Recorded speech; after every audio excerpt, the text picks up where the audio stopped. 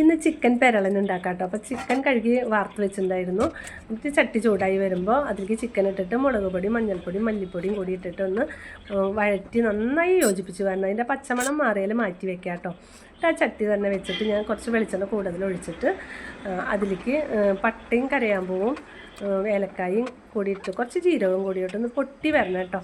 പൊട്ടി വരുമ്പോൾ ഒരു പ്രത്യേക മണമാണ്. പിന്നെ അതിലേക്കൊരു 3 സവാള ഞാൻ മീഡിയം സവാള അരിഞ്ഞ് വെച്ചിട്ടുണ്ട്. അതും കൂടി ഒന്ന് ചേർത്ത് നന്നായി ഒന്ന് ഇളക്കി വഴണ്ട് വരുമ്പോൾ ഞാൻ ഇഞ്ചിയും പച്ചമുളകും കറിവേപ്പിലയൊക്കെ കൂടി നല്ല പേസ്റ്റാക്കി വെച്ചിട്ടുണ്ട് കേട്ടോ. അപ്പോൾ പച്ചമുളക് എന്തായാലും ഇതിൽ ചതച്ച് ചേർക്കുമ്പോഴാണ് ടേസ്റ്റ് കൂടുന്നത് കേട്ടോ. മുറിച്ച് ഇടുന്നതിനെക്കാട്ടും ടേസ്റ്റ് ചതച്ചിടുമ്പോഴാണ്.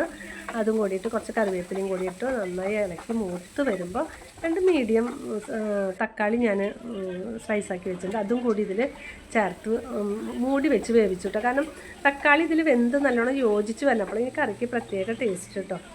പിന്നെ ഇത് മൂത്ത് വരുമ്പോൾ നമ്മൾ ചിക്കൻ വഴറ്റി വെച്ചതും കൂടി ഇതിൽ ചേർത്തിട്ട് മൂടി വെക്കണം. ഇതിൽ വേറെ വെള്ളമൊന്നും ചേർക്കണില്ല കേട്ടോ. കുറച്ച് കറി മസാലയും കൂടി ഇട്ട് പാകത്തിന് ഉപ്പും കൂടി ചേർത്തിട്ട് നന്നായി ഇളക്കിയിട്ട് മൂടി വെച്ചു. എന്നിട്ടൊരു പകുതി വേവാകുമ്പോൾ ഞാനൊരു കുറച്ച് നാളികേരപ്പാൽ മാറ്റി വെച്ചിട്ടുണ്ട്, കട്ടിക്ക് പിഴിഞ്ഞിട്ട്. അപ്പോൾ അതും കൂടി ഇതിൽ ചേർത്തിട്ട് ഈ നാളികേരപ്പാലും മസാലയൊക്കെ ഈ ചിക്കനിൽ ഇങ്ങനെ നന്നായി പിടിക്കണം കേട്ടോ.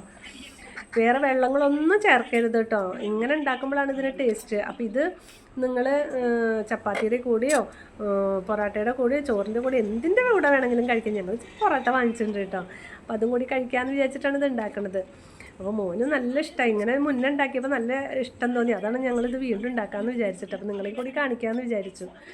അപ്പോൾ ഉണ്ടാക്കി നോക്കണം. പിന്നെ ഈ വീഡിയോയ്ക്ക് സപ്പോർട്ട് ചെയ്യണം, ലൈക്ക് ചെയ്യണം, ഒന്ന് സബ്സ്ക്രൈബ് ചെയ്യണം.